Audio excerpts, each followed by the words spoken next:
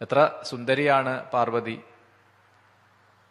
എന്നാൽ ശിവനാവട്ടെ എങ്ങനെയുള്ള ആളാണ്? ശ്മശാനത്തിൽ വസിക്കുന്ന ആള്. ത്വാം ച സർവാനവദ്യാംഗി തഥൈവ സർവമംഗള. ശ്മശാനനിലയം രുദ്രം സർപ്പഭൂഷം കവർദിനം ത്വകസ്ഥിഭൂഷണം ഭീമം ഭൂതപ്രേതാവൃതം സദാ വിചാര്യ സൂക്ഷ്മയാ ബുദ്ധിയാ ഖിദ്യതേ മേ മനോദൃശം. പാർവതി എത്ര സൗന്ദര്യമുള്ള ആളാണ്. ശിവനാവട്ടെ സർപ്പഭൂഷണനാണ്, ജടാധാരിയാണ്, മൃഗങ്ങളുടെ തോലിനെ വസ്ത്രമായിട്ട് ധരിക്കുന്ന ആളാണ്, എപ്പോഴും ഭയം ജനിപ്പിക്കുന്ന ഭൂതപ്രേതങ്ങളാൽ സേവിക്കപ്പെടുന്ന ആളാണ്. എന്തിനാണ് പാർവതി ഇങ്ങനെ ഒരാളെ ഭജിക്കുന്നത്? പാർവതി കഴുത്തിലിടുന്ന മാല, മുത്തുമാലകൾ, നല്ല ഭംഗിയുള്ള രത്നഹാരങ്ങൾ, അതേ സ്ഥാനത്ത് ശിവൻ ധരിക്കുന്നത് സർപ്പങ്ങളെയാണ്. അതെങ്ങനെ നിങ്ങൾ തമ്മിൽ ഒരിക്കലും ചേരില്ലാത്ത കാര്യങ്ങളാണല്ലോ. അതാണ് ഇവിടെ ഈ താപസൻ പറയുന്നത്. സാധാരണ കഴുത്തിൽ വിവാഹ സമയത്ത് പോലും ആ വരൻ വധുവിന്റെ കഴുത്തിൽ അണിയിക്കുന്നത് കണ്ഠസൂത്രം, ചരടിൽ കോർത്തതായിട്ടുള്ള സ്വർണമാണ്, താലിയാണ്. പക്ഷെ ഇവിടെ ഈ ശിവൻ എന്താണ്? സർപ്പകരളഭൂഷണം, അതാണ് കണ്ഠത്തിൽ ധരിക്കുന്നത്. വധു വിവാഹ സമയത്ത് ധരിക്കുന്ന വസ്ത്രം വരൻ നൽകുന്നതാണ്. അതാണ് പുടവ, വസ്ത്രം കൊടുക്കുക, അതുപോലെ പാണിഗ്രഹണം, കൈ പിടിക്കുക.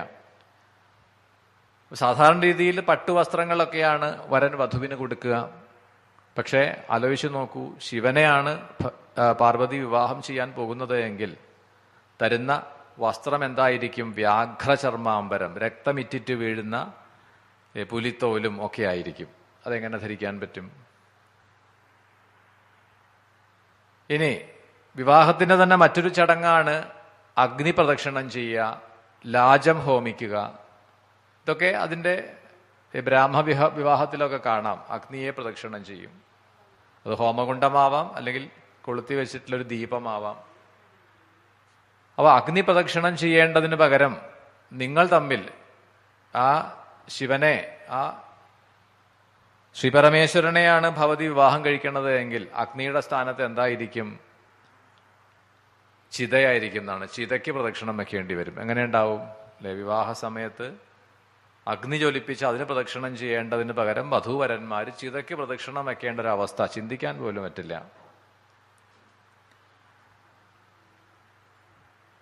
ഇപ്രകാരമെല്ലാം പറഞ്ഞുകൊണ്ടാണ് ആ ഭഗവാൻ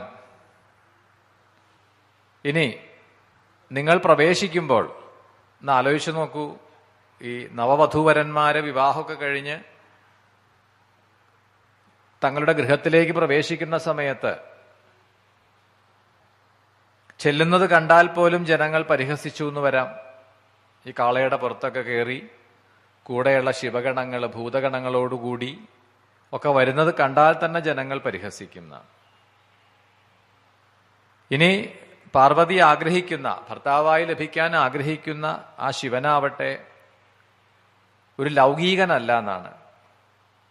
പലപ്പോഴും നഗ്നനായിട്ട് ധരിക്കുന്ന, അസ്ഥിമാലകളെ ധരിക്കുന്ന, സർപ്പത്തെ കൊണ്ട് അലങ്കരിക്കുന്ന,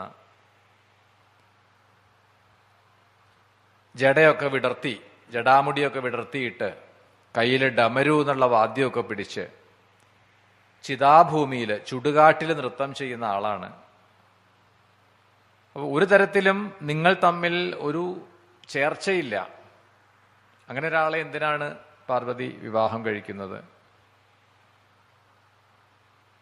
ഇനി വേണമെങ്കിൽ ഞാൻ പാർവതിയുടെ അച്ഛനോടും അമ്മയോടും പറയാം, ഹിമവാനോടും ഏനാദേവിയോടും പറയാം, ഈ പാർവതിയെ യാതൊരു കാരണവശാലും ശിവന് വിവാഹം ചെയ്ത് കൊടുക്കരുത് എന്ന് ഞാൻ പറയാം.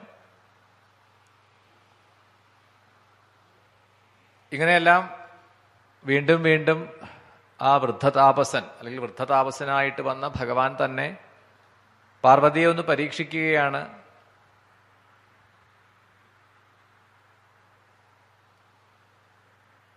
കുറെ കേട്ടുകഴിഞ്ഞപ്പോഴാണ് അതിന് മറുപടിയായിട്ട് ആ പാർവതി തന്നെ പറയുന്നു, യമാഹുരേകം പുരുഷം വേദാന്തേഷു വിചക്ഷണ വ്യാപ്രതിഷ്ഠതിയോ രോധ കുഹരം തേ നമോ നമ ഭവന്തി തേ ജഗദ്വന്ദ്യാ തം ത്വാമീശം ശ്രിതാസ്മ്യഹം യം വിനിദ്രാജിതശ്വാസ ശാന്ത ഭക്തി സമന്വിത.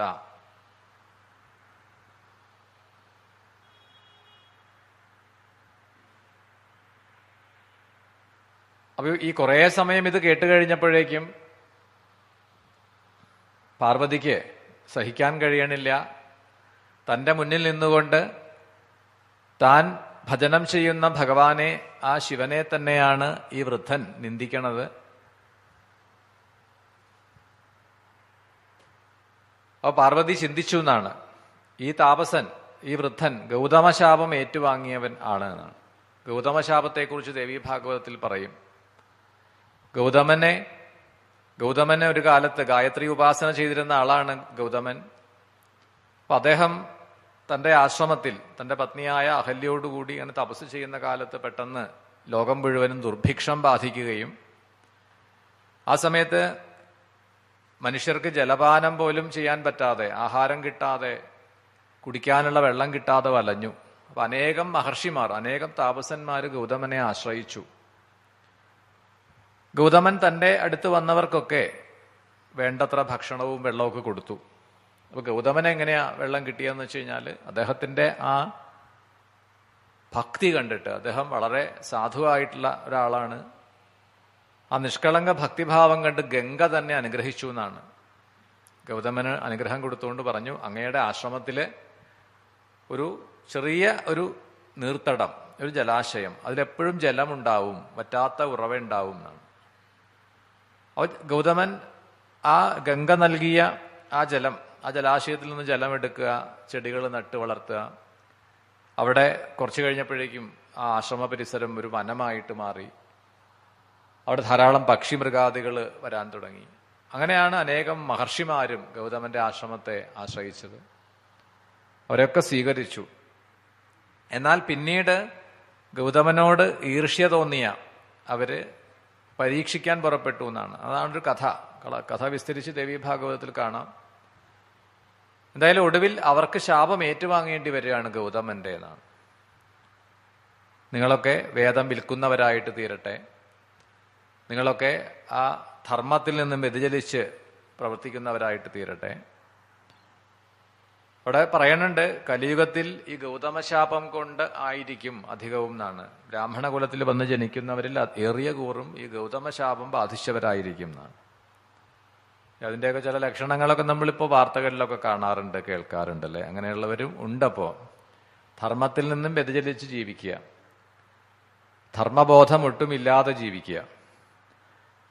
പാർവതി ചിന്തിക്കുകയാണ്, ഒരുപക്ഷെ ഇദ്ദേഹവും ഗൗതമശാപം കിട്ടിയിട്ടുള്ള ആളാവും, അല്ലെങ്കിൽ ഇങ്ങനെ ശിവനിന്ദ ചെയ്യുമോ എന്നാണ്.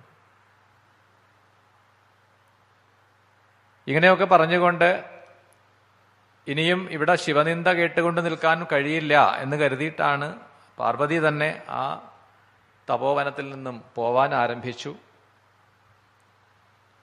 പെട്ടെന്നാണ് ആ വൃദ്ധതാപസന്റെ വേഷത്തെ ഉപസംഹരിച്ചു ഭഗവാൻ എന്നാണ്. എന്നിട്ടാണ് പാർവതിയുടെ മുന്നിൽ ആ ദിവ്യരൂപത്തെ പ്രകടമാക്കി എന്നാണ്. അതാണ് പാർവതി കാണുന്നത്.